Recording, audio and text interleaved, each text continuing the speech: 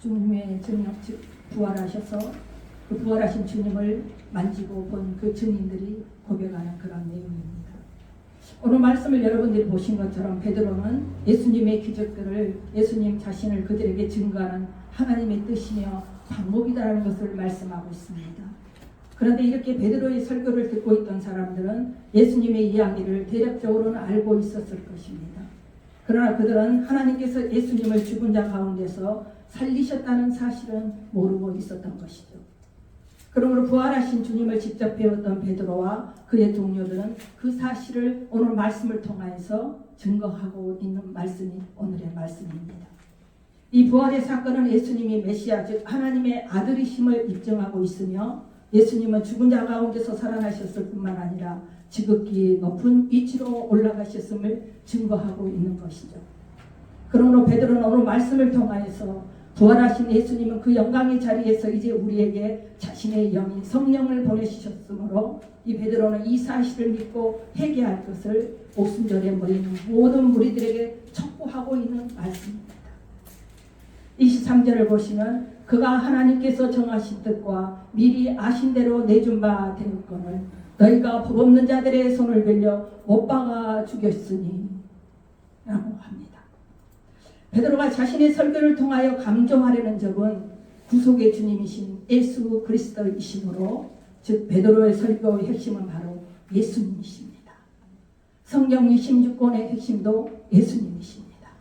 구약에 오실 예수님, 신약에 오신 예수님 66권이 예수로 기록된 말씀이 바로 성경입니다. 베드로는 예수님의 죽으심의 원인을 하나님의 정하신 뜻과 내어준 바 되심에서 찾았다라고 말하고 있습니다. 다시 말하면 예수님의 죽으심이 우연한 사고나 무력화해서 당한 빈명 행사가 아니라 하나님께서 인간의 구원을 위하여 미리 철저하게 계획하셨던 것을 말씀하고 있는 것이죠. 23절을 다시 보시면 그가 하나님께서 정하신 뜻과 미리 아신 대로 내준 바 됐거늘 이라고 하듯이 미리 아신 대로란 표현은 하나님의 전지하심에 대한 표현인가 동시에 제2의 하나님이신 예수께서도 자신의 대속의 피를 통하여서 인류 구원의 대업을 완성하실 것을 잘 알고 있었다는 것입니다. 그러므로 이러한 표현은 예수님의 하나님께 대한 철저한 순종을 보여주는 표현인 것입니다.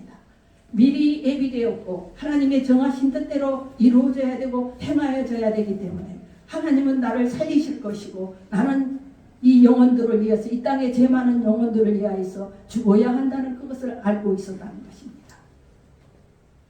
그런데 예수님을 어떻게 죽였다고 합니까? 너희가 법 없는 자들의 손을 빌려 못 박아 죽였으니 법 없는 자들의 손을 빌려서 죽였대요.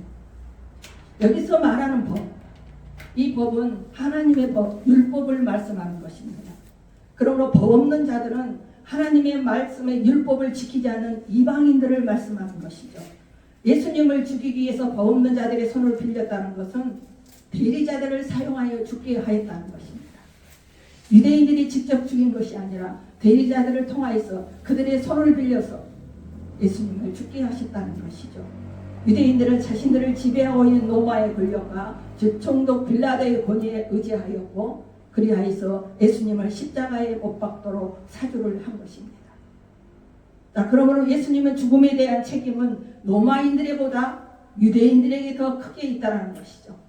그러므로 예수께서 십자가에 못 박힌 일이 하나님의 정하신 계획에 의한 것이라는 측면과 법 없는 자들의 손에 의해 이루어졌다는 23절의 내용은 예수님의 십자가의 죽음이라는 구속사적 사건이 하나님의 계획과 실현과 인간의 사악함이 그 도구로 사용된 사실을 동시에 이 말씀을 접하는 모든 성도들에게 들려주고 있고 알게 해주고 있다는 것입니다.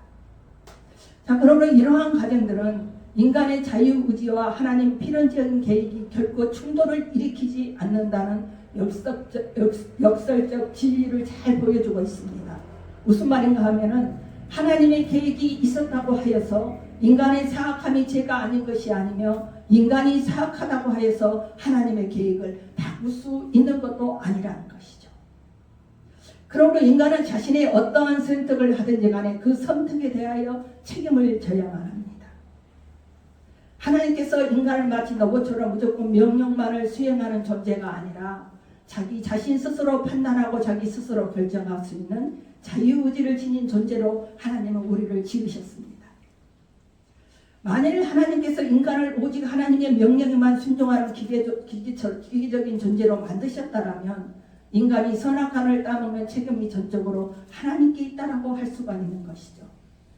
하지만 하나님께서는 인간을 자유의지를 지닌 존재로 만드셨어요. 스스로 판단하고 스스로 선택할 수 있는 존재로 만드셨다는 것이죠. 그러므로 인간은 자신이 어떠한 선택을 하든지 간에 그 선택에 대하여서 책임을 져야 합니다.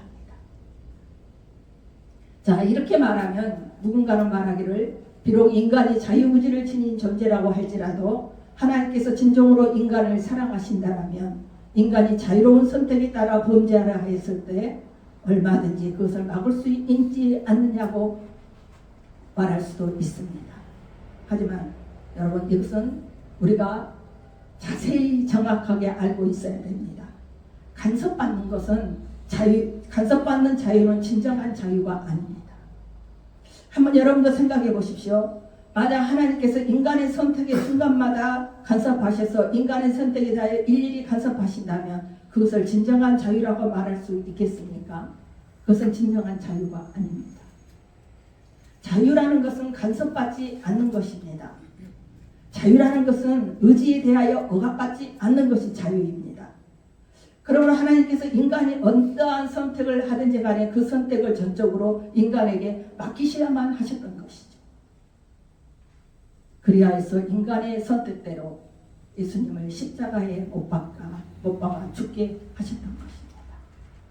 그런데 24절에서 뭐라 하십니까? 하나님께서 그를 사망의 고통에서 풀어 살리셨으니 그가 사망에 매여 있을 수 없습니다. 하나님께서 그를 사망의 고통에서 풀어 살리셨으니 라고 하듯이 예수님의 부활 역시 하나님의 주권 안에서 이루어졌음을 보여주는 설명을 하고 있는 것입니다. 베드로는 22절에서는 예수님의 전반적인 지상사역을, 23절에서는 예수님의 십자가의 죽음을, 그리고 24절에서는 예수님의 부활함을 언급함으로써 복음의 핵심을 간략하지만 너무너무 강하게 증거하고 있습니다. 실제로 사망은 모든 인간들을 올가매며 절대 빠져나올 수 없도록 만드는 덫과 같습니다. 모든 인생은 한 번은 죽게 되어 있습니다. 그런데 그 죽음을 두려워하는 사람들이 너무 많다는 것이죠. 믿지 않은 불신자들 죽음을 두려워할 것입니다.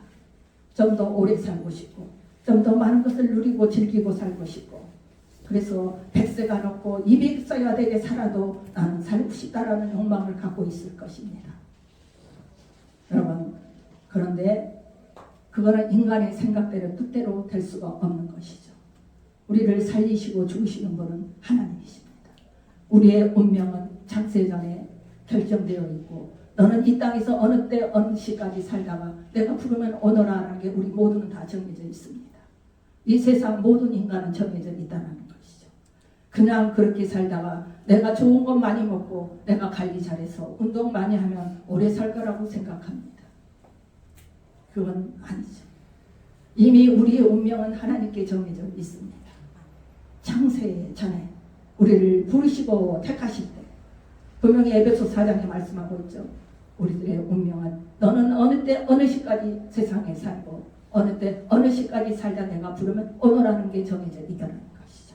그래서 많은 사람들에게 덫처럼 죽음이 그렇게 느껴지고 있고 그 죽음을 두려워하는 세상 사람들이 있습니다. 하지만 우리 믿는 자들은 그 죽음을 두려워하지 않습니다. 그리고 죽음을 두려워하지 않는 사람들이 진실한 성도인 것이죠. 여러분, 사망의 권세를 이기신 예수를 믿는 자들은 사망으로부터 자유함을 얻게 됩니다.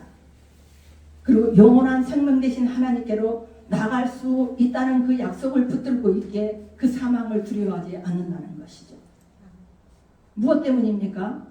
바로 예수님의 부활이 우리 모든 믿는 자들의 부활의 첫 열매가 되기 때문인 것이죠. 첫 열매란 여러분 무엇입니까? 그것은 열매가 맺혀짐의 시작입니다. 다시 말하면 또 다른 열매들이 맺혀질 것에 대한 약속이라는 것이죠. 그 어떤 나무도 첫 열매 하나만 맺고 더 이상 열매를 맺지 않는 나무는 없습니다. 첫 열매가 맺혀짐으로 또 다른 열매들이 곧이어 맺혀지게 마련인 것이죠. 그러므로 부활의 첫 열매신 예수께서 부활하셨다는 것은 즉 우리 모든 믿는 자들의 부활이 시작되었으며 우리들 또한 부활하게 될 것이라는 것을 나타내는 것이죠. 여러분, 장차 이 땅의 모든 성도들이 예수께서 사망의 고통에서 벗어나 부활하신 것처럼 부활하게 될 것입니다. 우리 믿는 성도들은 그걸 확신을 갖고 믿어야 됩니다. 그 소망이 있기에 예수를 믿고 신앙생활을 하는 것입니다. 비록 이 땅에서 수없이 많은 환난과 역경 가운데서 고통을 받으며 살아가지만 죽음의 고통을 끝으로 그 모든 고통이 끝이 나고 곧 부활하여 주님과 함께 영원토록 기쁨을 누리며 살아가게 될 것이라는 것입니다. 그러므로 성도들에게 있어서는 죽음의 고통이 최후의 고통인 것입니다. 그 고통 이후에는 그 어떤 고통도 당하지 않을 수 있기 때문인 것입니다. 우리가 그래서 이 세상을 이기며 그 믿음으로 하나님을 섬기며 살아가는 것이죠.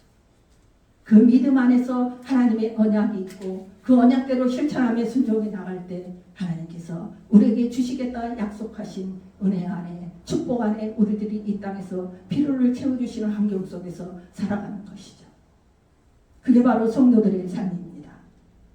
그러므로 예수님의 부활이 없었다라면 우리가 증거하는 복음도 헛되고 우리는 거짓 증언으로 인정이 될 것입니다. 우리의 믿음도 소용없게 될 뿐만 아니라 여전히 죄와 사망의 아래에 놓여 있게 될 것입니다. 또 부활의 소망을 가지고 죽은 그리스도인들도 주님과 함께 영원히 멸망했을 것입니다. 그런데 우리 주님은 분명히 약속하셨어요. 죽은 자들도 살리신다. 부활하게 해주시겠다는 것을. 그러므로 예수님이 부활이 없었다라면 내세를 소망하며 믿음을 지켜나가는 성도들은 아마 이 세상에서 가장 비참한 자가 되었을 것입니다. 그러나 예수님은 분명 우리의 죄를 위해 죽으셨고 또 부활하셨으므로 우리의 믿음이 헛된 것이 아니라 참으로 귀한 것이 되었으며 부활에 대한 확신과 소망에 찬 삶을 살 수 있게 되었음을 우리는 기억해야 될 줄 믿습니다. 그게 신앙인의 모습입니다. 그게 우리의 가장 큰 소망인 것이죠. 자, 이러한 태도는 성도가 이 세상에서 승리하는 삶을 살기 위해 반드시 가져야 하는 믿음의 자세인 것입니다. 부활의 소망, 영생의 소망이 없다라면 그 성도가 아닙니다. 우리 하나님께서는 그걸 약속해 주셨고 가장 큰 은혜로 우리들에게 주신 것이죠. 그렇다면 그 소망을 붙들고 이 세상을 살아가는 그 환경 속에서 어려울 때, 힘들 때 그걸 기억하시면서 부활의 주님을 기억하시면서 우리는 이겨나가야 하는 것입니다. 그런데 성도들 가운데 예수님의 십자가의 대속 사건을 믿습니다. 그 대속 사건을 믿으면서도 부활 사건을 믿지 못하는 분들이 있습니다. 어떻게 죽었는데 살 수 있어? 여러분, 십자가의 대속과 부활은 뗄래야 뗄 수 없는 사건입니다. 예수님의 부활을 믿을 때 우리의 믿음도 의미가 있는 것입니다. 예수님의 부활은 명백한 사실이기에 우리의 믿음은 가장 복되고 소망이 있는 것입니다. 그런데 부활을 믿지 않는다라면 그거는 헛된 신앙생활을 하고 있는 것이죠. 25절에서 28절을 보시며 다윗이 그를 가리켜 이르되 내가 항상 내 앞에 계신 줄을 배웠으며 나로 여동하지 않게 하기 위하여 그가 내 우편에 계시도다. 그러므로 내 마음이 기뻐하였고 내 혀도 즐거워하였으며 육체도 희망에 거하리니 이는 내 영혼을 음부에 버리지 아니하시며 주의 거룩한 자로 썩음을 당하지 않게 하실 것이므로다. 주께서 생명의 길을 내게 보이셨으니 주 앞에서 내게 기쁨이 충만하시리로다.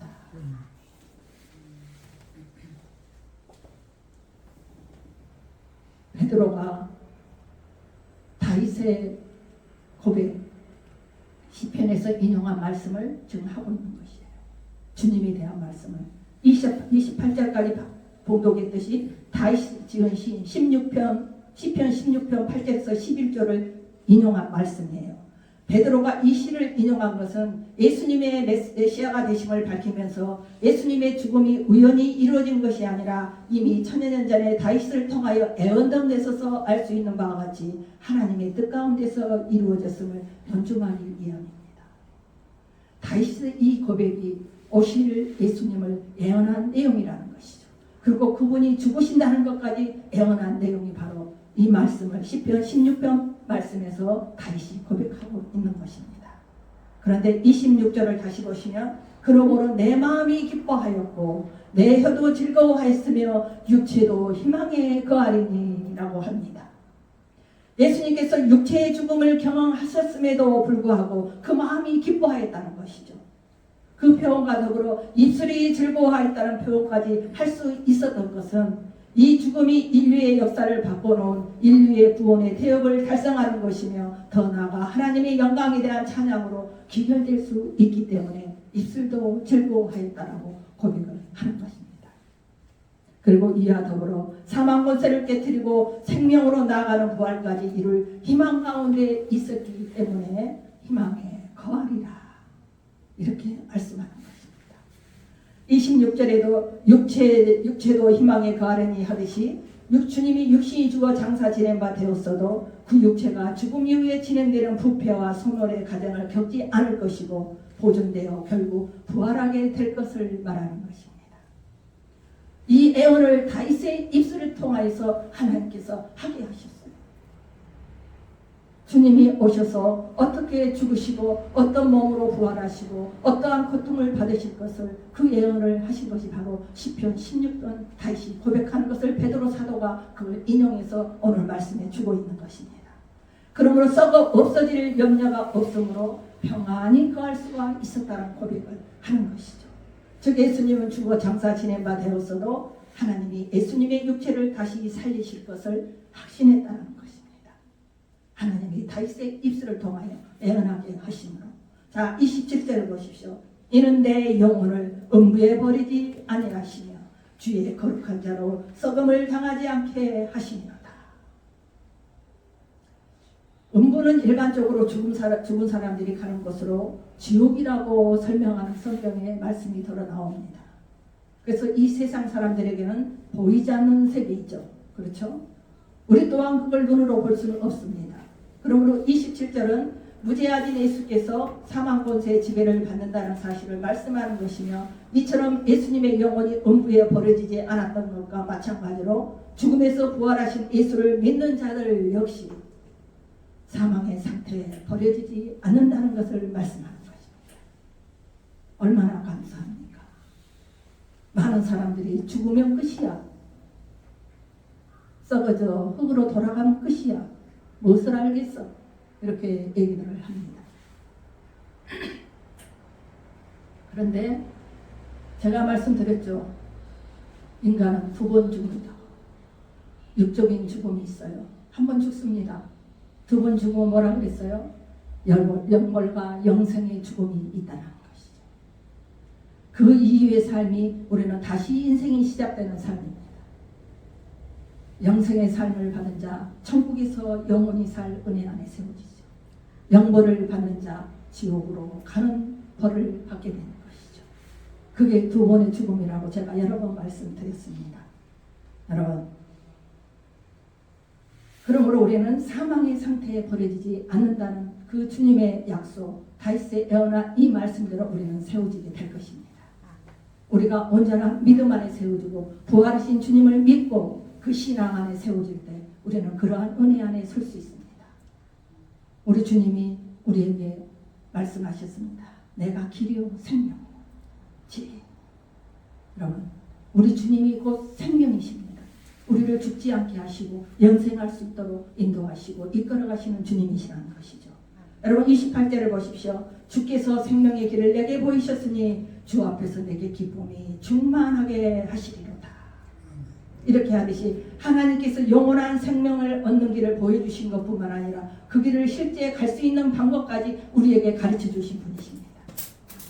왜냐하면 생명의 길은 단순히 어떤 사실을 보고 확인하는 데서 얻어지는 것이 아니라 실제로 우리가 그 길을 걸어갈 때 얻어지는 것이기 때문이죠.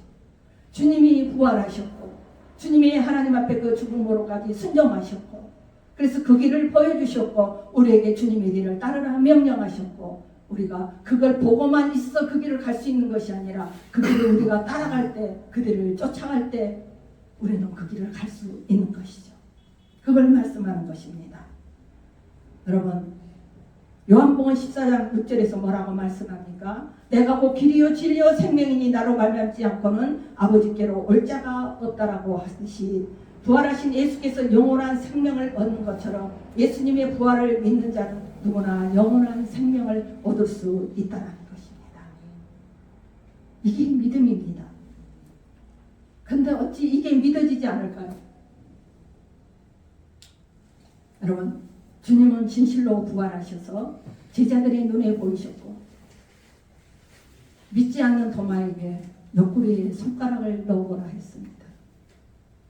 그리고 그 주님이 뭐라고 말씀하십니까? 너는 보고 믿느냐? 보지 않고 믿는 자가 복되도다.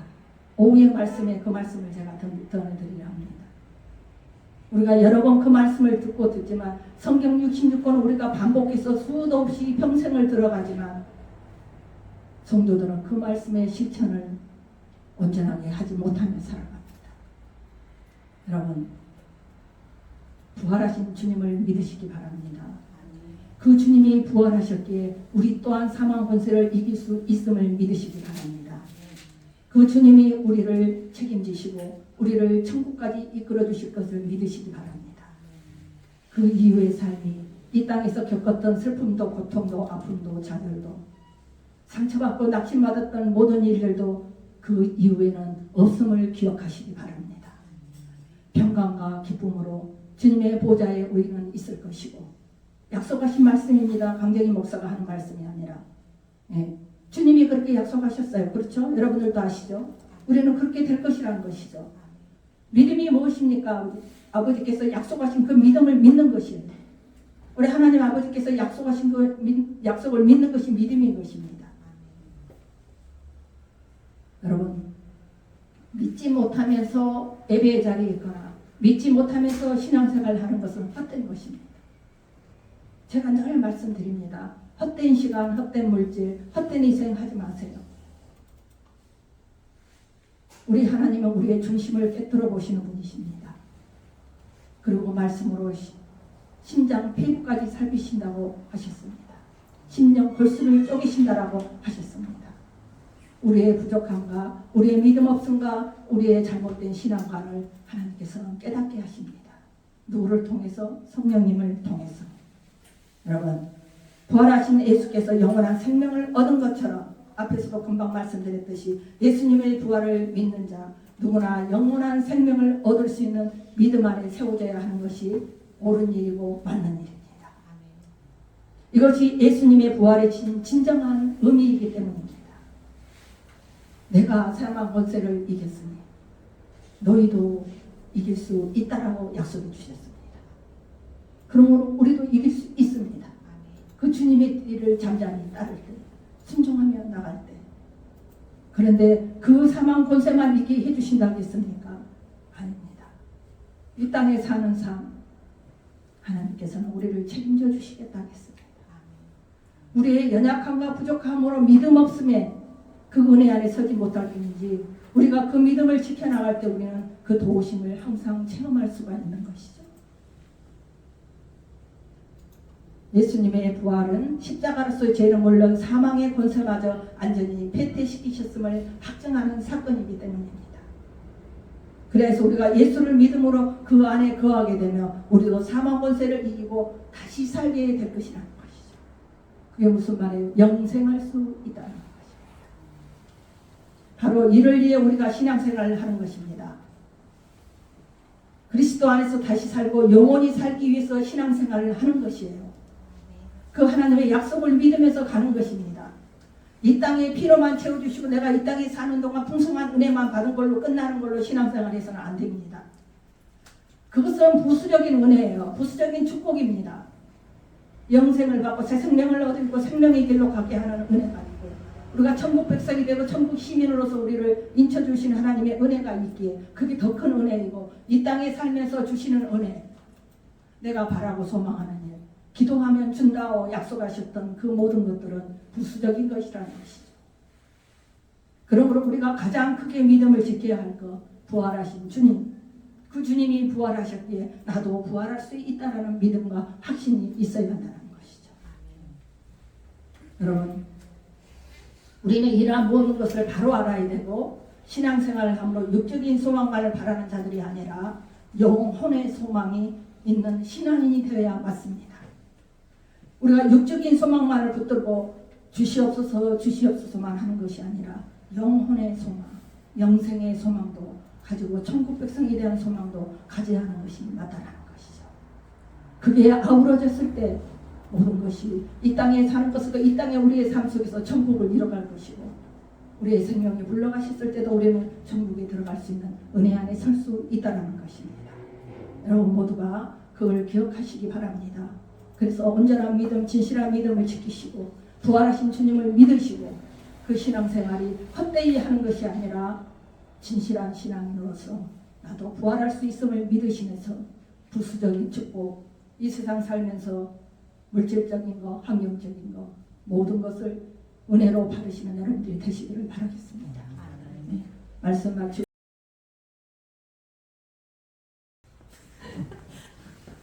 여러분이 방금 말씀을 보신 것처럼 예수님께서는 제자들에게 나타나셨을 때에는 도마는 그 자리에 없었으므로 예수님의 부활을 믿지 못했습니다. 도마는 자신의 손으로 예수의 손과 옆구리를 만져보기 전에는 믿을 수 없다라고 또 말도 했습니다. 그러나 예수님께서는 도마에게 나타나 주셨고 도마가 말한 대로 예수님의 몸을 직접 만져보고 믿음을 가질 것을 말씀해 주십니다. 그래서 예수님은 직접 만난 도마는 그 위험 앞에 압도되어지고 예수님의 몸을 만져보지도 못하고 예수님을 자신의 주요 하나님이시라고 고백하고 말았습니다. 여러분, 과연 우리들은 어떠할까요? 도마보다 더 큰 믿음이 있을까요? 예수님이 오늘 이 시간 우리 앞에 오신다면 우리는 어떠할까요? 도마처럼 의심하지 않을까요?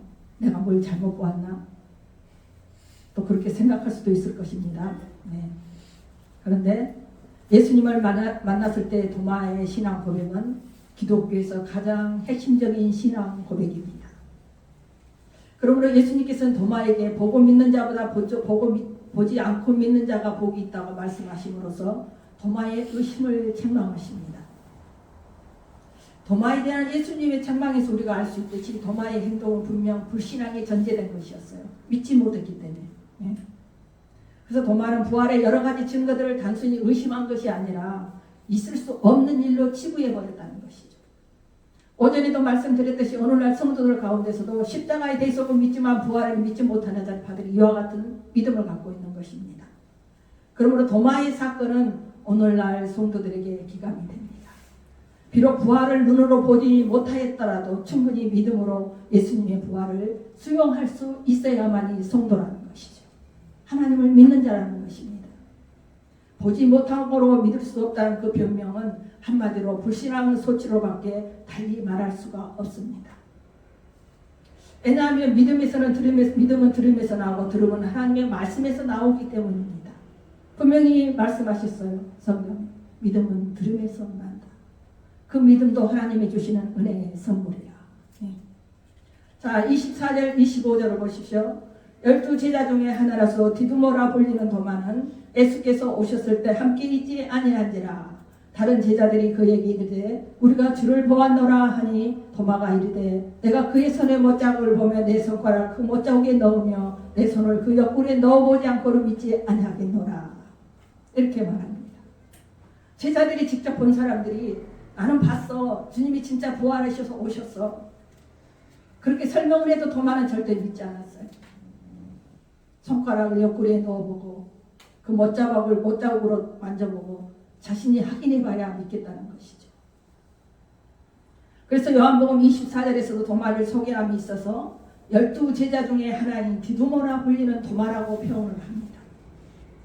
이렇게 표현된 이유는 요한 사도가 이 말씀을 기록했을 때 매사에 있어 정확하게 항상 기록하는 요한의 메모 습관에서 볼 수 있습니다. 이러한 표현을 통해서 이 말씀을 듣고 보는 성도들로 하여금 본달락의 중심 인물인 도마에게 초점을 맞추어 관심을 갖게 하고 도마의 성격을 부각시키기 위한 의도가 있었을 것입니다. 성도들 중에도 분명히 도마와 같은 사람이 있기 때문에 그거를 부각시켜서 그걸 보고 듣고 깨달으라는 의미에서 아마 이렇게 기록을 했을 걸로 믿습니다. 그런데 도마는 디드모라 불렸다고 하였는데 디드모에 해당되는 아람어적 표현은 쌍둥이라는 뜻도 있지만 이중성이라는 의미도 가지고 있습니다. 여기서 요한이 이러한 것을 밝힌 것은 육적인 열정에 비해 영적인 밑받침이 되지 못한 것도 도마의 신앙 상태를 그대로 드러내주기 때문이라고 할 수도 있습니다. 또 도마의 이름의 별명에 대한 설명까지 덧붙여서 자세히 설명하는 이유는 제자들 사이에서 베드로가 게바라가 불러지기도 했듯이 도마가 디두모라는 이름으로 불려졌기 때문에 그 말씀을 보고 듣는 성도들 가운데 도마를 디두모라 이름을 기억하고 있는 사람들을 위해서 설명을 덧붙인 것이라고도 볼 수가 있습니다. 그리고 24절에서 굳이 12제자 중에 하나라고 표현하고 있는 데에는 초대교회 당시 도마의 사도성에 대해서 의문을 제기한 자들이 있었기 때문이기도 합니다. 그래서 24절 이후에서 드러나듯이 예수께서 제자들에게 나타나실 때 도마만이 제자들과 함께 있지 않았고 25절을 볼 때에도 제자들의 설명을 듣고도 도마는 예수님의 부활을 믿지 않았기 때문입니다. 그러나 도마는 부활하신 예수님을 직접 목격하게 되고 그 이후에 예수에 대한 위대한 신앙 고백을 했을 뿐만 아니라 역사적으로 내려온 말에 의하면 도마는 인도에까지 가서 복음을 전하다 순교했다라는 말이 있습니다. 여러분, 도마가 그냥은 부활하신 주님을 못 믿었어요. 그런데 자기 눈앞에 오신 주님을 보고 믿게 됩니다. 그래서 복음을 전하는 사도성까지 의심을 받았던 그가 인도에까지 가서 선교를 하게 되고 거기서 순교하면서 죽어갔다라고 역사에 기록되어 있습니다. 오늘날 성도들 가운데 도마와 같은 믿음을 가진 자들이 수도 없이 많습니다. 예수를 믿으면 복을 준대. 예수를 믿으면 뭔가 해결된대. 예수를 믿으면 뭔가 이루어진대. 그러한 생각을 가지고 예수 앞에 서는 사람들이 있습니다. 가장 기본적인 것, 가장 우리가 기억해야 될 것, 성도로서 기본적인 것을 모르면서 그렇게 신앙생활을 하게 됩니다. 여러분, 이 성경 66권 안에는 예수님에 대한 말씀으로 다 채워졌다고 제가 오전에도 말씀드렸습니다. 예수님을 바로 알고 하나님을 바로 알아야만이 우리가 바른 신앙의 모습을 갈 수 있고 바른 길을 갈 수 있는 것입니다.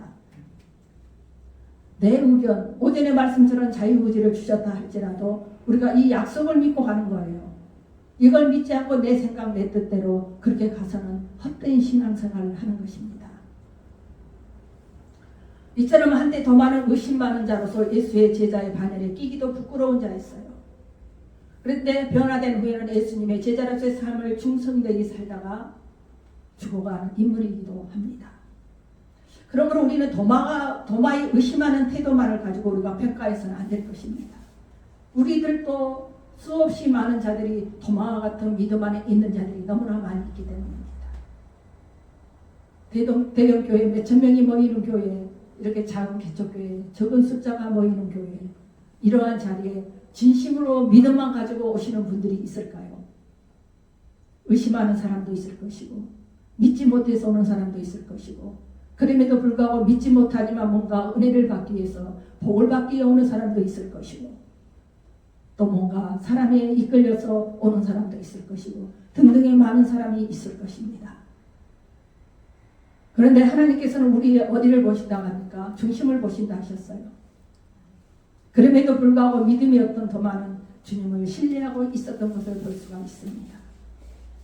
그래서 그걸 부인하고 믿지 못했던 모습이 믿음이 없어서가 아니라 확실한 것을 요구했던 도마의 모습인 것을 우리는 알아야 될 줄 있습니다. 나는 내가 확실하게 보고는 믿지 못하겠어. 내 눈으로 확인하기 전에는 절대 믿지 못하겠어. 그런 개념을 가지고 있었던 도마의 성격인 걸로 믿습니다. 여러분, 그러므로 도마가 의심했던 것, 믿지 못했던 그 말씀의 도마의 모습의 전부가 아니라는 것이죠. 누가복음 24장 22절에서 23절을 보시면 다른 제자들에게 두어 사람의 예수의 무덤에 갔던 여자들이 전하는 예수께서 부활하셨다는 천사의 메시지를 들었지만 있을 수 없는 일로 여기고 맙니다. 이러한 불신은 도마만이 아니라 제자들의 모두가 가지고 있었던 공통적인 것을 우리가 성경을 통해서 알 수가 있다는 것이죠. 오늘날 성도들도 마찬가지라는 것이에요. 온전하게 100% 믿는 분들이 있는가 하면 한 50%만 믿고 한 20%만 믿고 그러한 분들이 있다는 것이죠. 그러므로 도마의 그 태도를 지나치게 우리가 혹평하는 것은 옳지 않다는 것입니다. 우리도 그러한 중심을 가지고 있고 나는 내 믿음도 제대로 지켜가지 못하면서 도마를 평가할 수는 없다는 것이죠. 그러므로 도마가 보인 이러한 태도는 오히려 부활의 주님을 만나고자 하는 간절한 바람의 표현이다라고 보는 것이 바람직합니다. 확실하게 믿고 싶다는 것이에요. 내가 믿는 하나님, 내가 믿는 메시아 주님을 내가 확실하게 믿고 정말 부활하셨느니 내 눈으로 직접 보고 나는 그렇게 믿고 싶다는 그 바람이었다는 걸 우리가 평가하는 게 맞다는 것이죠. 누가 무슨 말을 하든지 무조건 믿고 받아들이는 것이 믿음이라고 생각하는 이들은 적지 않습니다. 그러나 여기는 상당한 위험이 따르게 말이죠. 오늘날도 마찬가지입니다. 어느 교회에서 어떤 역사가 일어난대. 어느 교회 목사님의 말씀이 너무 좋대. 어느 교회 목사님의 은사 능력이 뛰어나대. 병이 그 자리에서 즉각 고쳐진대. 그러면 어떻게 합니까? 몰려갑니다. 몰려가요. 그리고 거기서 요구한 것을 다 합니다. 여러분, 그러므로 무조건 받아들이는 것이 믿음이라고 생각하는 이들이 적지 않지만 여기에는 상당한 위험이 따르게 마련이라는 것이죠. 개인적인 체험이나 능력의 역사가 하나님께서 난 것인지 여부를 확인하는 과정도 반드시 필요합니다. 도마가 보인 태도는 이러한 점에서 우리에게 깨닫게 하는 긍정적인 의미도 있습니다. 오늘날 그런 데에 쫓아가고 따라가고 함께 가고 어울려서 가고 하는 그러한 것을 잘 분별하는 것이죠. 은사 능력이 임했을 때 정말 저 능력이 하나님께서 주시는 능력인가? 정말 저분이 행하는 모든 일들이 하나님이 주시는 은혜로 하는 것인가? 그걸 성도들이 분별해야 한다는 것입니다. 그걸 분별할 수 없는 능력도 없으면서 그저 사람들이 말하는 말만 믿고 따라가는 자들이 많다는 것이죠. 그것은 무엇을 의미합니까?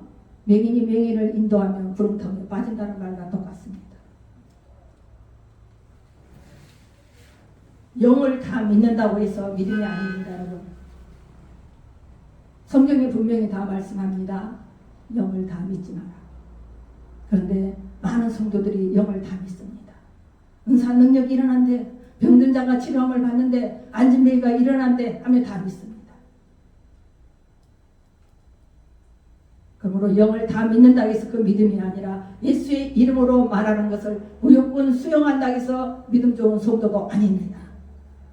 누구든지 입술에 말려서는 예수의 이름으로 선포할 수 있고 예수의 이름으로 말할 수 있고 예수의 이름으로 행동할 수 있습니다. 하나님은 우리의 중심을 보신다 했어요. 네. 그 중심이 진실한가가 중요한 것이죠. 하나님을 신뢰하고 정말 하나님이 주신 능력으로 하나님이 주신 그러한 힘으로 하나님은 일을 하고 있는지 진심으로 붙여주신 영혼들을 사랑하고 그 영혼들을 천국 백성 만들기 위해서 힘쓰고 노력하는 그 중심을 가지고 있는지 그게 중요하다는 것이죠. 오늘날 기독교의 많은 교회들이 사업장이라고 말합니다. 네. 몇천억, 수십억은 목사님들이 떡 주무르듯이 주무른다고 합니다. 그리고 그들의 삶은 감히 누가 상상도 못할 만큼 부하게 살아간다고 합니다. 그래서 그 교회를 자신의 아들에게 물려주고 자신의 가족에게 물려주고 그렇게 흘러가는 오늘날 우리나라의 교회들을 우리가 많이 볼 수 있습니다. 작은 개척교회 눈물로 기도하고 성도들이 힘을 아파서 교회를 세우기 위하여 힘쓰고 노력하고 부르짖어 기도하는 이런 작은 교회와 비교할 수도 없는 일이죠. 과연 우리 주님은 어디를 보시고 기뻐하실까요? 과연 우리 주님은 어느 것을 보고 눈물을 흘리실까요, 여러분? 분명히 이 작은 교회에 진실하게 믿음으로 세워지고 진실하고 깨끗한 영을 가지고 하나님의 뜻을 이루기 위해 노력하는 작은 교회를 사랑하실 것입니다. 저는 그렇게 믿습니다. 그러므로 우리는 사람의 말에 대해서 그 말의 진위 여부를 늘 분별하도록 해야 합니다. 성경에서도 분명히 말씀했어요. 마지막 때에 미혹되지 말라. 네 말을 듣고 이리 쓰려고 하고 저 말을 듣고 저리 쓰려가지 말라는 말 분명히 성경에서 말씀해주고 있습니다. 자, 26절 27절을 보십시다. 여드레 지나서 제자들이 다시 집안에 있을 때에 도마도 함께 있고 문들이 닫혔는데 예수께서 오사 가운데 서서 이르시되 너희에게 평강이 있을지어다 하시고 도마에게 이르시되 내 손가락을 이리 내밀어 내 손을 보고 내 손을 내밀어 내 옆구리에 넣어보라. 그리하여 믿음이 없는 자가 되지 말고 믿는 자가 되라. 여러분, 예수님께서는 도마가 그렇게 했던 말을 다 듣고 계셨다는 것입니다. 예수님이 오셨던 자리에 도마가 없었고 제자들이 주님이 부활하셔서 첫 번째로 오셨던 그 시간에 예수님을 보았습니다. 그래서 제자들도 두렵고 떨리는 마음으로 진짜 예수님이신가? 진짜 살아오셨는가? 그런 두려움에 예수님을 접했습니다. 그리고 도마에게 분명히 말했습니다. 예수님은 살아왔다라고. 근데 도마가 뭐라고 했어요? 옆구리에 넣어보지 않고 내가 내 손가락을 내밀어 손을 보지 않고는 내가 믿지 않겠다라고 했습니다. 그 자리에 예수님이 계시지 않았어요. 그런데 우리 예수님은 그 도마의 생각을 다 읽으셨던 것이죠. 그래서 뭐라고 합니까? 내 손을 보고 내 손을 내밀어 내 옆구리에 넣어보라. 그리하여 믿음이 없는 자가 되지 말고 믿는 자가 되라. 여러분, 우리들도 마찬가지입니다. 뭔가 이루어지면 내가 원하는 게 이루어지면 하나님이 살아계신 것 같은 믿음 안에 세워집니다. 뭔가 되지 않고 계속 힘든 일이 닥치면 정말 하나님이 없는 건가? 내가 이 교회를 잘못 선택했나? 내가 신앙생활을 잘못 가는 건가? 의심합니다. 여러분, 하나님의 일은 우연이 없습니다. 부르시고 택하셨고 애정하셔서 우리들이 예배 자리에 있는 줄 믿습니다. 성경에서 분명히 말씀하고 있기 때문입니다. 내가 가고자 해도 갈 수 없고 내가 가기 싫어 해도 안 갈 수가 없는 길이 믿음의 길입니다.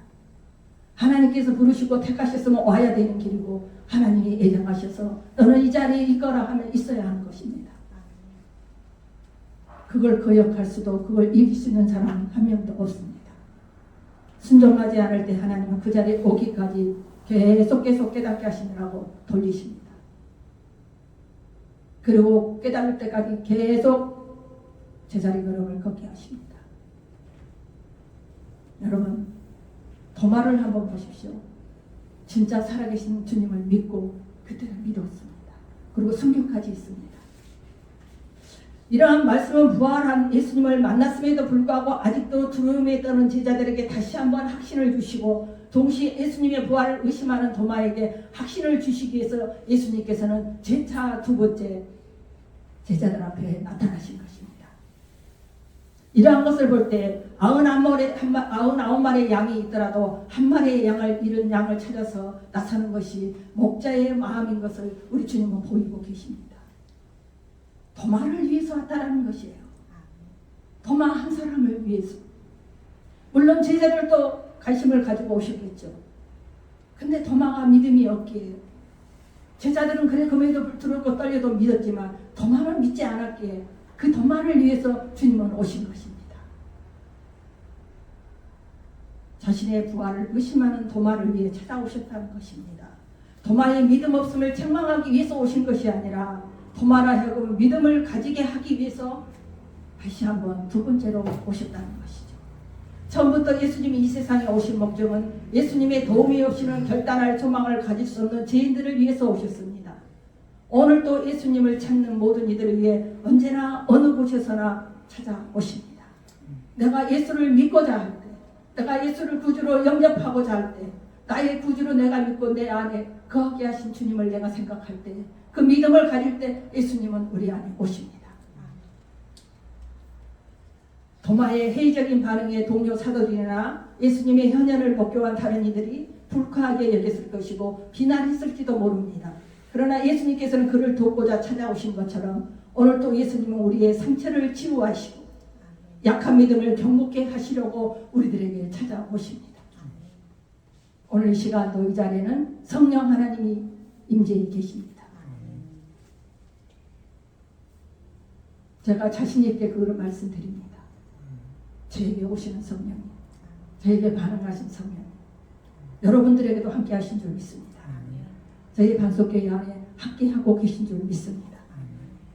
이와 같은 사실은 우리에게 위로와 소망을 줄 뿐만 아니라 도마와 같은 처지에 있는 사람들 어떻게 우리가 대해야 하는지도 깨닫게 해주고 일깨워주고 있기도 합니다.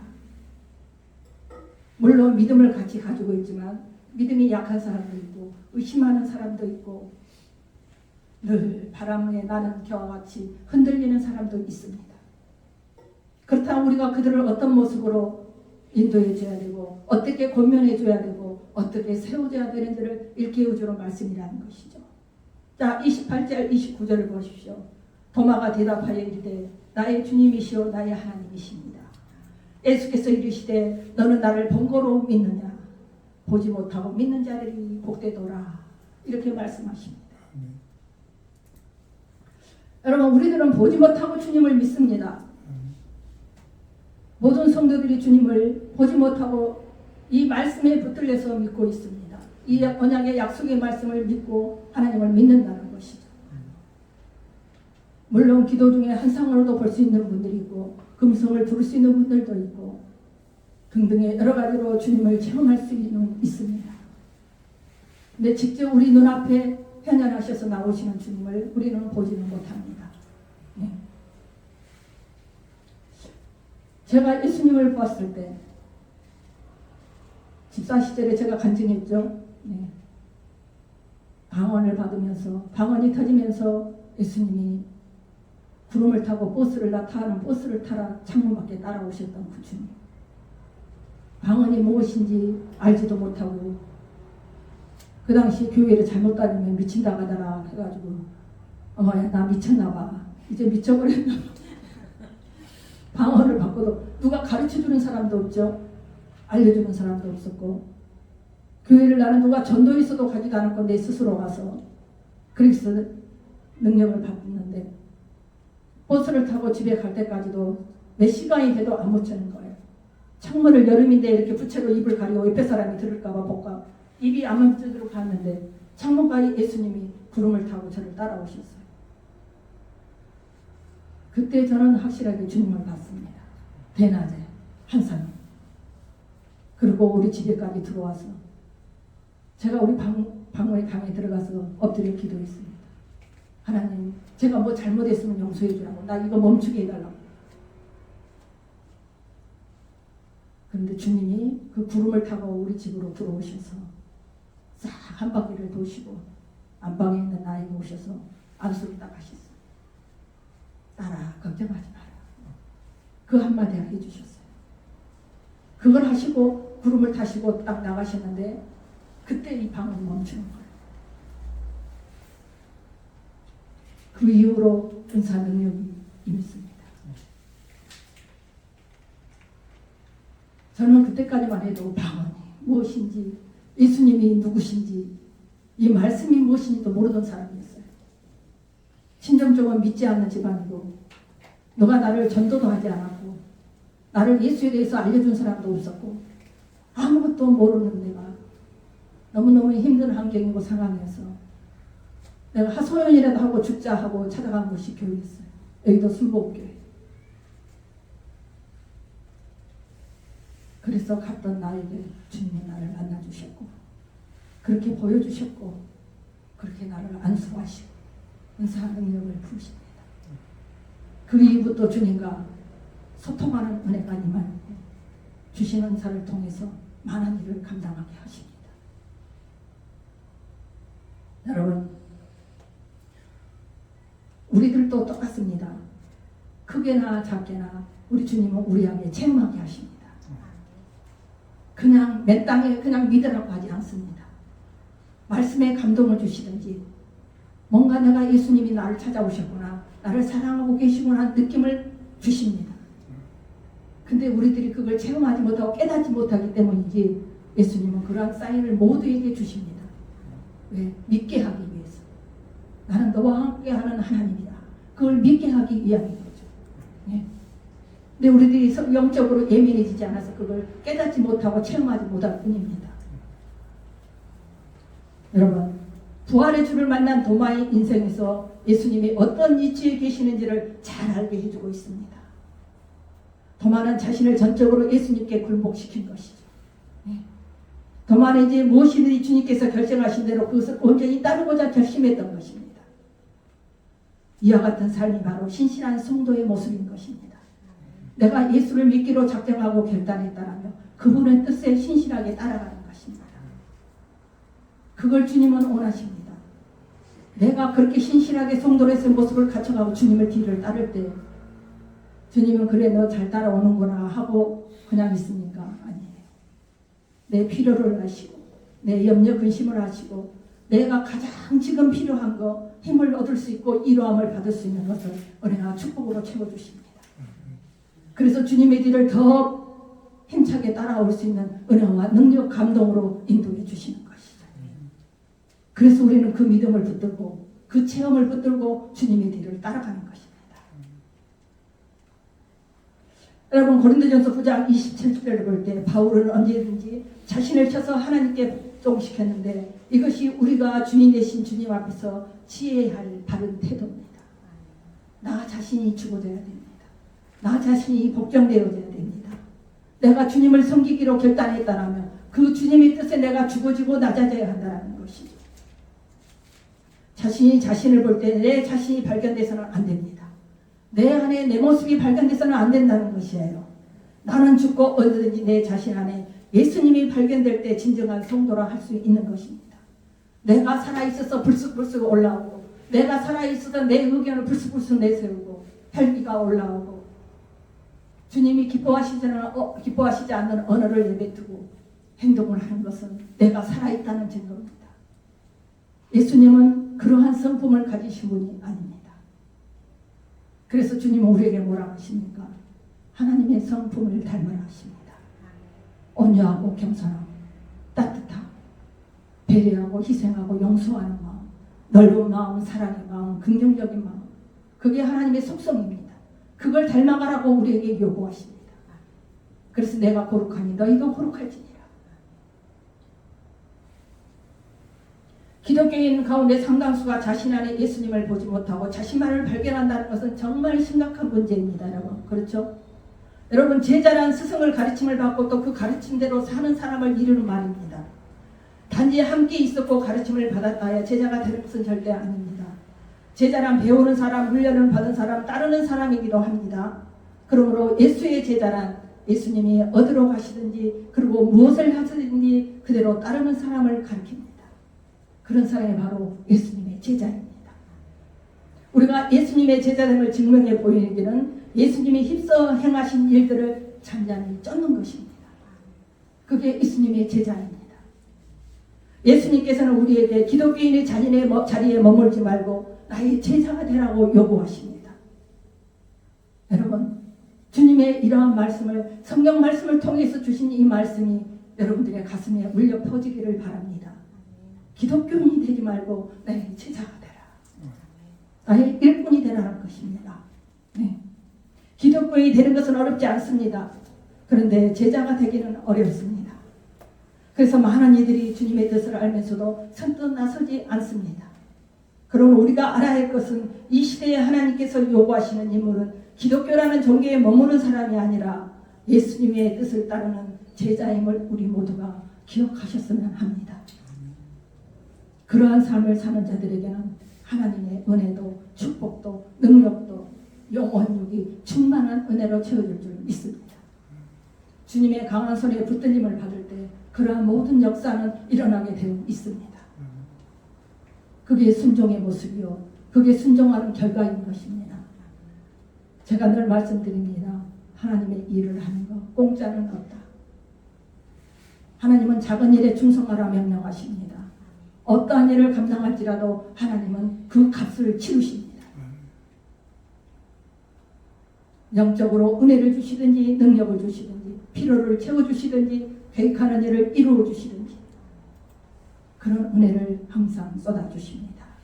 그러므로 여러분 신앙생활 하시면서 항상 체험하는 신앙을 하시기 바랍니다. 예수님이 살아계셔서 나를 도우시고 나를 축복하시고 내 필요를 채우시고 내 소망을 이루시는 하나님, 그 주님을 체험하십시오.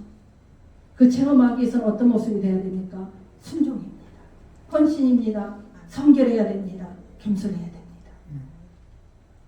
그 모습으로 연결되어질 때, 그 삶이 되어질 때 우리 주님은 우리를 축복하시고 축복하시되 우리를 또 축복의 통로로 역사하시고 사용하실 줄 믿습니다.